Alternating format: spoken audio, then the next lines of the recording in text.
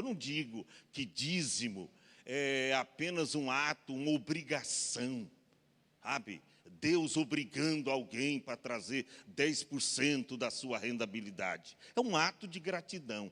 E olha o que está escrito no livro do Gênesis, no capítulo 14, versículo de número 18 a seguir, diz assim: E Melquisedeque, rei de Salém, trouxe pão e vinho, e este era sacerdote do Deus Altíssimo. E abençoou-o, e disse: Bendito seja Abrão. O nome nem ainda era Abraão, era Abrão.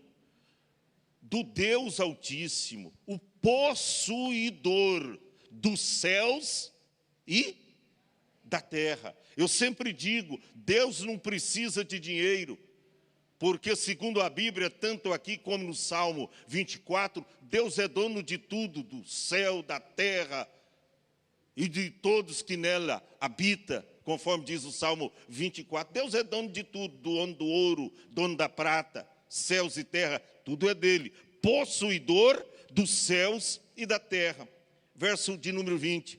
E bendito seja o Deus Altíssimo, que entregou os teus inimigos nas tuas mãos, falando, orando a Abraão. Aí ele diz: e deu-lhe o dízimo de tudo, Abraão. E deu o dízimo de tudo. Eu pergunto para você, Abraão viveu antes da lei, na lei ou depois da lei? Antes. Certeza, irmão? Vocês concordam com o pastor Cristiano? Abraão viveu antes da lei. E já existia o dízimo. Como é que alguém pode dizer, são pessoas que não conhecem a palavra, e diz, ó, o dízimo é da lei, o dízimo é da graça. Não, o dízimo é antes da lei. E ele é tanto de Deus, que o dízimo é antes da lei, na lei e depois da lei. Vou recapitular. O dízimo é antes da lei, na lei e depois da lei. Jesus disse: eu não vim tirar fora a lei, eu vim cumprir a lei. Ah, mas Jesus então, pastor, aprovou o dízimo? E como aprovou?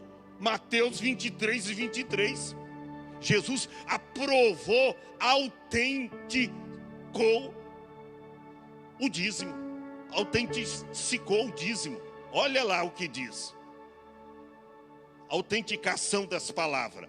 Ai de vós, preste atenção, escribas e fariseus, hipócritas.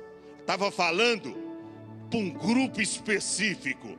Escribas e fariseus eram os religiosos. Sabe que tem muitos religiosos aí metendo o pau na palavra de Deus, nos pastores, nas igrejas, dizendo que pastor está extorquindo, pastor quer dinheiro, isso e aquilo.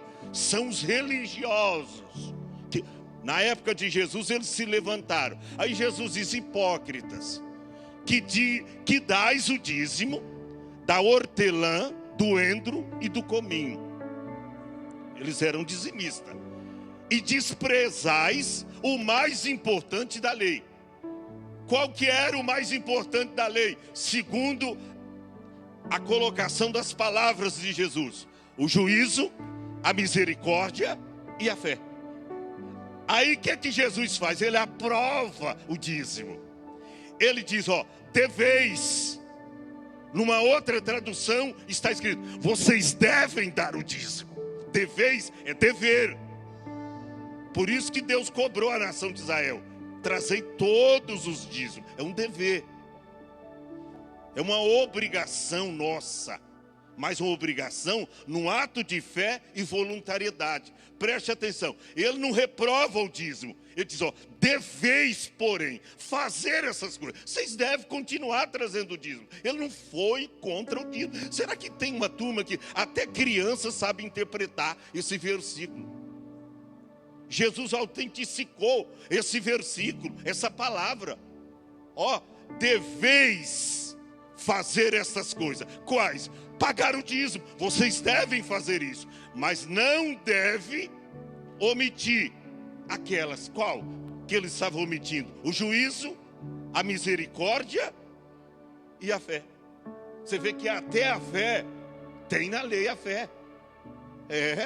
O justo viverá da fé, está lá em Abacuque. Então preste atenção, irmão. Ninguém obriga ninguém a ser um crente dizimista. Mas eu duvido, um crente cuja vida Deus tem abençoado, tem sustentado. Você já pensou como era a sua vida antes de conhecer a Cristo? Quando você estava firme com Ele. Se você titubeou na fé e aí surgiu alguns problemas, você sabe o porquê surgiram. Porque você vacilou na caminhada.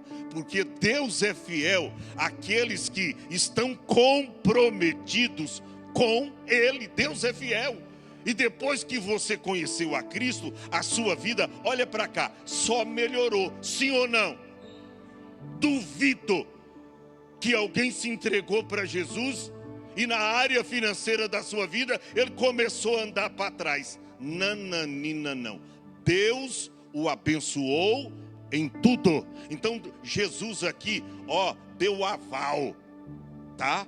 Ele não aboliu o dízimo. Ele diz: vocês devem pagar o dízimo. Deveis, depois do ponto e vírgula. Deveis, porém, fazer essas coisas. E não omitir. Ele diz: não adianta você fazer uma coisa e não fazer outra. É a mesma coisa que depois, posteriormente, o próprio apóstolo Tiago diz: que não adianta guardar 9 mandamentos e tropeçar-se em um. Tornou-se culpado de todos. Então, fica aí essa recomendação. Dê o dízimo como ato de gratidão a Deus. Não é uma barganha que a gente vai fazer a Jesus. Vamos fazer uma barganha. Se Ele me der, eu vou ver, eu vou provar Ele. Porque está escrito. Eu tenho vergonha de fazer isso. Não é porque está escrito para o sem fé: trazei o dízimo e depois fazei prova de mim. Eu não tenho coragem, irmão. Eu fazer prova de Deus para ver se Ele é Deus, se Ele vai abrir a janela do céu e vai mandar. Eu tenho vergonha. Como cristão, eu tenho vergonha de fazer prova de Deus, porque eu sei que Ele é Deus, possuidor dos céus e da terra. Será que Ele negará bens aos seus servos? Se o Salmo 30 e o verso, me parece 27, se não me falha a memória, está escrito que Deus ama a prosperidade do seu servo. Deus ama a prosperidade do seu servo. É outra coisa, né? Eu pensei que você estava mostrando o versículo errado. Fica em pé. Quantos são gratos a Deus aqui? Mas eu acho que é o Salmo 35, verso 27 mesmo. Depois você confere na sua Bíblia aí. A mente do pastor